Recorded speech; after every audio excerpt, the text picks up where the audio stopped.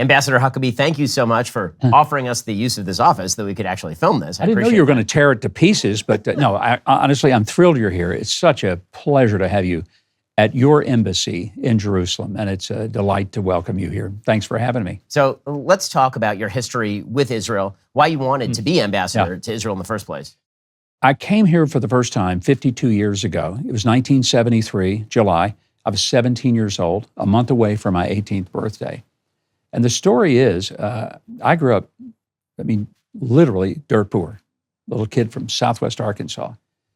My soon-to-be roommate in college grew up rather wealthy, and he wanted to take a senior trip. So he asked his dad, "Dad, can I take a trip? I want to go to the Middle East." His dad said, "Son, I'm not going to let you go over there by yourself." But his dad liked me, and he said, "If you'll take Mike Huckabee with you, I'll pay his way too." That's how I got to come. So we came to the Middle East. We went to Jordan, to Syria. We went to Lebanon. We went to Cyprus and Greece. We went to Turkey, and we came to Israel. And there were beautiful things to see, fascinating things to see. But Ben, when I came to Israel, something connected. I can't even describe it. It wasn't the visual. It wasn't that of the five senses. It was deep within my soul. And I've tried to explain it. It's the only place on earth I've ever been where I felt at home in a place I'd never visited. It was a magnetic, spiritual connection. And I said, I got to go back. I started bringing groups here in 1981, and I've brought tens of thousands of Americans to come see Israel since that time. Been to this land probably 100 times. I never asked the president to put me here. I didn't lobby for it. There were people that he trusted who did encourage him to name me ambassador. And it's the only job in the entire administration that I would have said yes to. I didn't want to babysit some bloated bureaucracy in Washington. I didn't want to be ambassador somewhere else. But when he called, and you know the president very well, he doesn't ask you. He doesn't say, "I'd like for you to think about, would you consider?" He calls in his classic style and says, "Mike, Donald Trump, you're going to Israel. You're going to be the ambassador." And that was it. And so for me, it was an Isaiah moment right out of the Old Testament. "Here am I, Lord, send me." And here am I. And I can't even begin to tell you how overwhelmed I am at the privilege of serving my president and, most importantly, my country in this position in one of the most difficult places on earth, but also one of the most incredibly strategically valuable places on earth for the United States and its people. So let's talk about that for a moment. Obviously, support for Israel has become significantly more fraught in the United States, particularly since October 7th.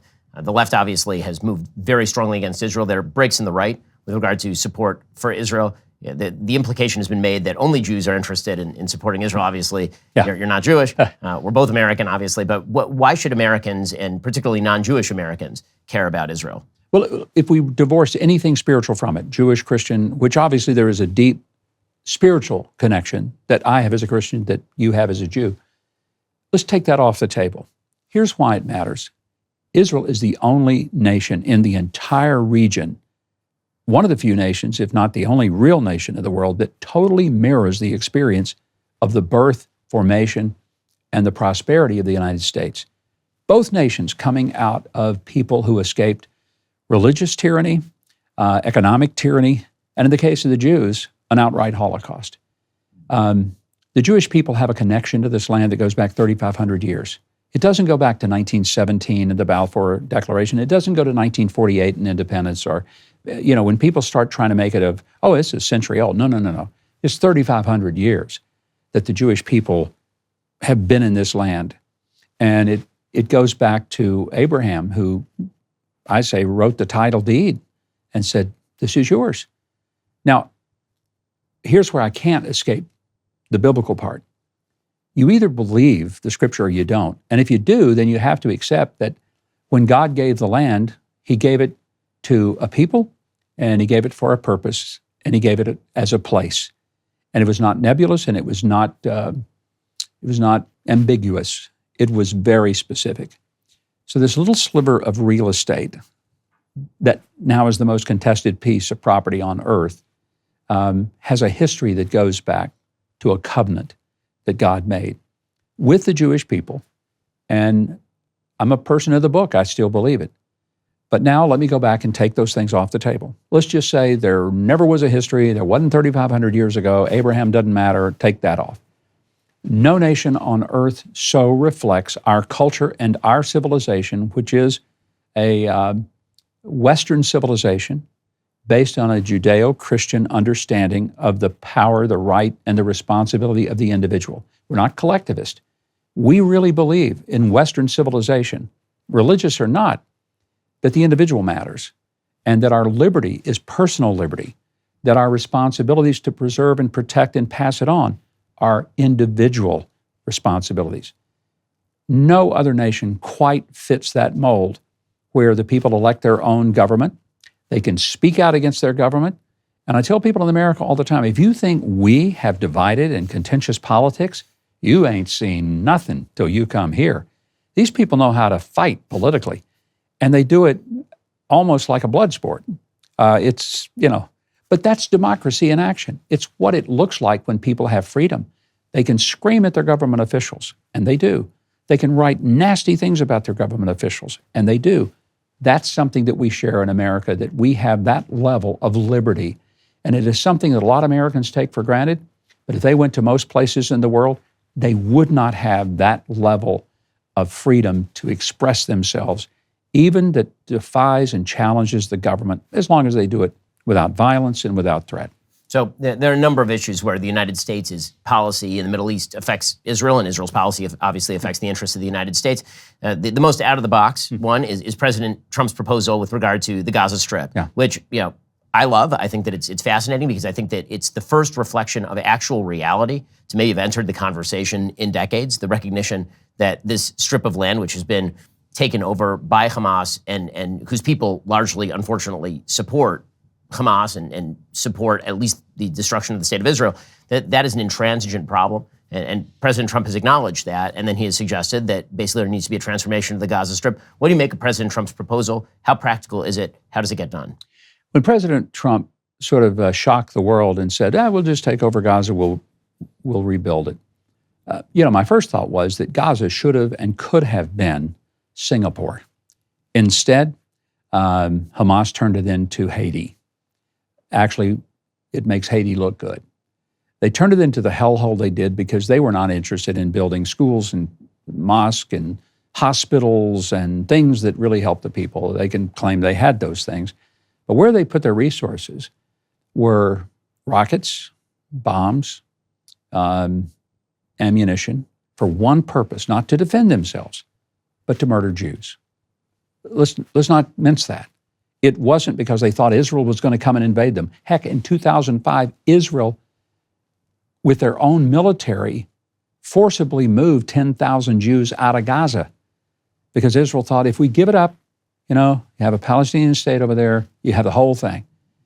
And if one has ever seen the video from Gush Katif, 2000, you can't see that without weeping because these are Jews that have been rescued from the Holocaust, moved out of their homes, and now at the gunpoint of their own military were moved out of their homes in Gaza because Israel made what, looking at it from a distance, and I'm not saying this is ambassador, I'm saying this is just a guy, was a horrific mistake.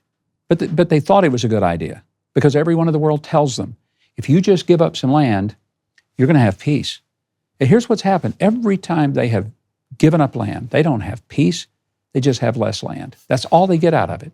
And then they get more threats as people are closer to them who still have the stated intent to murder them.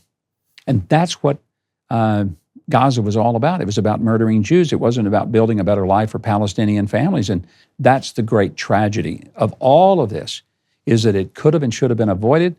But Hamas, not a government, it's not a standing army. It's a terrorist organization. And that's all they've ever been. That's what they've acted like. And we see the results of it. You might already own a firearm, but having something less lethal as an option, that's a great idea as well. Enter Byrna. That is Byrna. I'm as pro-Second Amendment as it gets. The thought of using lethal force, not ideal for everybody. Luckily, Byrna's less lethal launchers are equipped with tear gas and kinetic ammunition designed to incapacitate an attacker for up to 40 minutes without the unwanted repercussions. And Byrna is excited to introduce the all-new compact launcher. Sleek, slim, hits like a sledgehammer, the same size as a smartphone, allowing you to conceal carry everywhere comfortably and with confidence. This launcher fires at 400 feet per second with 41 joules of force per square inch. It's a lot of power to stop aggressors in their tracks. One thing I love about Byrna is it's an American company. Over 80% of the components in the compact launcher are sourced in the United States. Their pistols are hand-assembled in Fort Wayne, Indiana. Now, again, the reality is that if you ever have to use a firearm, there are all sorts of lethal and legal consequences that could attend. Byrna bypasses a lot of that stuff. Byrna is legal in all 50 states, requires no background checks. It can be shipped directly to your door. Plus, Byrna is trusted by hundreds of police departments and government agencies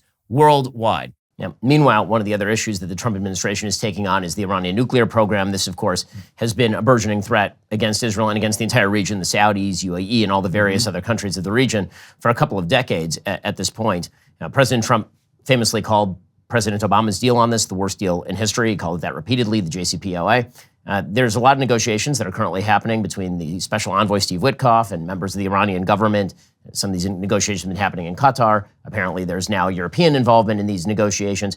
There's been some sort of different messages coming out about what the goal of the negotiations is, whether it's total denuclearization of Iran, meaning no civilian nuclear program, no nothing, or whether there will be enrichment allowed to a particular level. What should the United States' end goal be in the negotiations so as to not essentially duplicate the Obama deal? Yeah, I think the president's words are far more important than mine for a host of reasons. Number one, he's the president. He was the only one elected last November, and I was not. And I'm his representative here. So I carry his message, not mine. The president has made it very clear that his message to the Iranians is, you're not going to have a nuclear program. You're not going to be able to have the capacity for a nuclear weapon. If there is any room for them to have some type of energy production, then there's a lot of what they've done and are doing that have nothing to do with that. That's got to be dismantled. That can't stay. You can't have it where they're still within a few weeks of being able to weaponize nuclear material. So the president, I believe, is acting in good faith, trying to give, as John Lennon would so wonderfully say in the song, give peace a chance. We'd all love to see that. We'd love to see the Iranians come to their senses and say, you know what, we don't need a nuclear weapon, and we don't need enrichment, we don't need centrifuges, we don't need to get to 3.67 and beyond. That's not really our goal.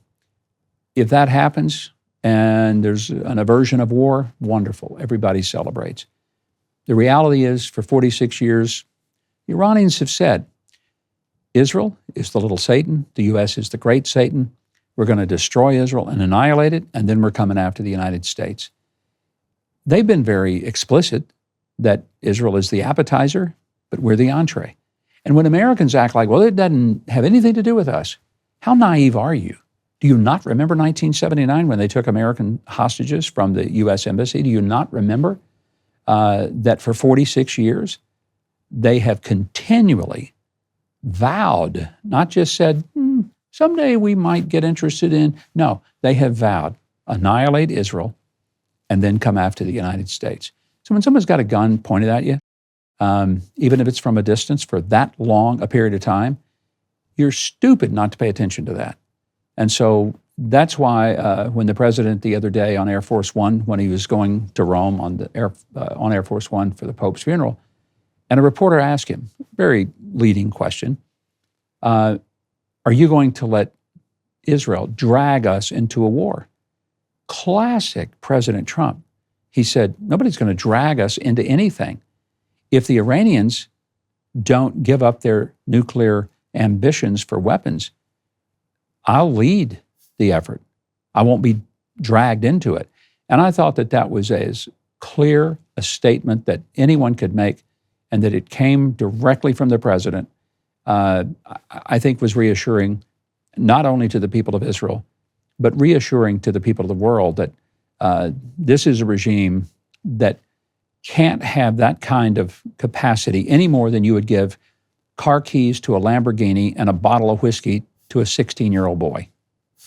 So one of the other issues that obviously comes up a lot and has been a hot issue since the creation of the modern state of Israel, has been the so-called West Bank, Judea and Samaria. I say so-called West Bank because that is a new name for an area that is extremely old. It's the West Bank of the Jordan River, but it was Judea and Samaria for several thousand years. So Judea and Samaria, obviously there are multiple million Palestinian Arabs who live in these areas. There are also hundreds of thousands of Jews who live in these areas.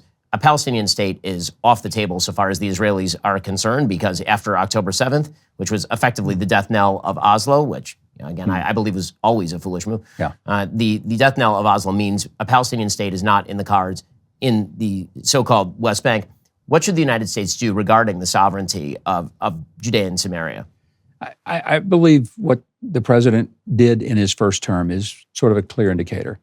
The first thing he did, he made it very clear that it's not illegal, it's not a violation of international law for Israelis to live in Israel. That was pretty important. Maybe is not considered one of the bigger things that he did, because people remember the embassy move. They remember recognizing Jerusalem as the indivisible and indigenous and permanent capital of the Jewish people, recognized the Golan Heights as sovereign territory. You know, he did a lot of things, more than any other president, in fact, more than all the other presidents put together in one term. So the indication is that his policies haven't really changed. What the timing looks like, how it all works out, it's really not the U.S.'s position. We don't make that decision, the Israelis do. And I think it's a matter of seeing how does it unfold in a way that provides a potential prosperity for Palestinian people. Here's what I don't think people understand. There have been many efforts to bring economic prosperity to people in Judea and Samaria. And by the way, I don't use the term West Bank, and I just won't. I know that that's the nomenclature of the day, but I find it indescriptive, for one thing, and it is not the ancient and I would say not the biblical terms for it, but even beyond that, it's not an accurate reflection of the land and its boundaries. But the attempts, a great example, several years ago, I was in Judea and I visited the SodaStream plant that they had built. 1,100 workers, 700 were Palestinian, 400 were Israeli. There were Jews, Muslims, there were men and women, Palestinian, Israeli, all working side by side in a place that was extraordinary, because in this facility, these people were not looking at each other like enemies. They were neighbors, and they worked together. Their families even socialized together because they found out that these people aren't horrible people. Even though there were 700 Palestinians over only 400 Israelis, the Palestinians were getting the same wage the Israelis were. They weren't paid a different wage. This nonsense of apartheid and racism, I saw with my own eyes. And by the way, I was given permission to go talk to anybody in the factory. Nobody would monitor the conversation. I could ask any questions I wanted, and I did. And I found that the Palestinians working there were ecstatic. They had 4 times the wage they'd ever earned in their lives. They had paid benefits like health insurance and paid vacation and educational benefits for their children, and even meals provided while they were at work. It was something like they'd never seen before. And then the brilliant BDS movement raised its ugly head and went after SodaStream. And the result of the pressure was that SodaStream had to close that plant, move it, I think, near Netanya, but in an undisputed area where even the UN can't say it's not Israel. And the result was all those 700 Palestinians lost the best job they ever had and all the benefits and went back to live in poverty. So who won that? Who benefited from that? Nobody. And it's that kind of thing that the world never understands and doesn't see. Israelis are constantly just vilified. It's like they're trying to make life miserable. Every Israeli I know personally, and I'm sure there are exceptions, but every Israeli I know is not interested in violence, and they're not interested in making life miserable for Palestinians, but they've lost their patience with Palestinian Authority leadership that says that if you kill a Jew, we'll reward you with a lifetime pension. And if you die from it, your family will get a pension. We'll name a street or a park after you. That's pay for slay. And when you create a culture that from the time a child is 5, 6 years old, that says your greatest goal in life is to kill Jews, I'm sorry, but that's a culture that doesn't have the right to exist next to the very people that you've been told one day you'll grow up and kill them. I think that is such an important point, especially because there's so many myths out there about places like, for example, Bethlehem. You've been to Bethlehem. I've never been to Bethlehem because if I were to drive into Bethlehem, I would almost certainly be murdered. Yeah. But Bethlehem itself. I'm not standing next to you when you go, okay? I'm just telling you that. I wear yarmulkes. I'm not very popular there, but you're going to be in trouble. I mean, what people don't understand is, and if you've ever been here, obviously, you know that there are giant red signs outside of Bethlehem that basically say that if you are an Israeli citizen and you make a wrong turn here, the Israeli government cannot be held responsible for your safety. There is no similar sign for Arabs who drive from these areas, Israel. If you get past a roadblock and you go into Israel, you have a normal day and then you go back home. And so maybe you can talk a little bit about how Bethlehem has changed in the 50 years you've been visiting it. When I first came here, Bethlehem was a wonderful, hospitable community. It was made up of about 80% of Arab Christians. They ran the best stores and not just souvenir shops with trinkets, but with some of the finest artists that made everything from olive wood furniture, olive wood art pieces that for one's home. And it was just a delightful place to go. In the 80s, and then especially in the 90s, when the Muslims came in and radicalized the population, they burned out their own Arab neighbors and really family members, if you will, closed down their shops, put them out of business. Many of them came to Jerusalem. Many of them just never had another place to be. They turned Bethlehem into a very different place where now it's 80% Muslim, and it's a very different place. And it's not the kind of place that you will feel as comfortable as once was. I'm not saying that everybody there is a radical, because that's not true. There are Christians there that love God. There are a lot of people that are not radicalized. But the leadership and the prevailing culture is dramatically different than it once was. You mentioned Oslo, and I'll give you a good example of why Americans don't get it. Under Oslo, everybody was supposed to have their holy sites protected, preserved, and accessible, no matter whether they were Jew, Christian, Muslim. The Israelis have lived up to that. The Israelis, this is what most people have no idea, they are as protective of Muslim worship sites as they are Jewish worship sites. If you want to get in trouble with the Israeli government, be a Jew or a Christian and try to violate the sovereignty of the Dome of the Rock, the Al-Aqsa Mosque, you're going to get hurt. And it won't be the Muslims doing it to you. It's going to be the Israeli forces that will say, you can't do this up here because we're going to respect their right to be here. I went to the tomb of Joseph, which is in Nablus. It is in forbidden territory for most Jews and Christians.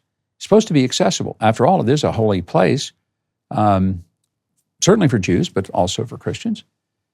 And we had to go at 2 o'clock in the morning. There's only one trip a month that goes in, 12 people, limited, armored vehicles, military escort.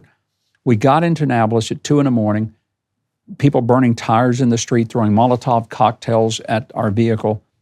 We only were allowed to be there to go and pray in the tomb of Joseph for like 30 minutes, and then we had to get out of there. And it was a stark reminder. This is how Jews, and in this case, Jews and Christian, I was the only Christian, everybody else was Jewish. This is how they access the worship sites. But the next day I could go to the hotel and I could look up and see Muslims who were going to their place to pray. And the Israeli government was giving every protection to them in order to do that. That's the dual sort of application of law that Israelis live with every single day. And I would say that Christians live with every single day. Well, the Trump administration, obviously, I was a big advocate for President Trump's election for many reasons. One of them is that he's the most pro-Israel president in the history of the United States. By far, we're very grateful that you're the ambassador to Israel, doing an amazing job. Thank you so much for taking the time. Ben, it has been a real pleasure. Welcome home to Yerushalayim. Well, that's all for now, folks. Don't forget to like, subscribe, and comment your thoughts down below. Be sure to check out all of the other great content on my channel. I'll see you here next time.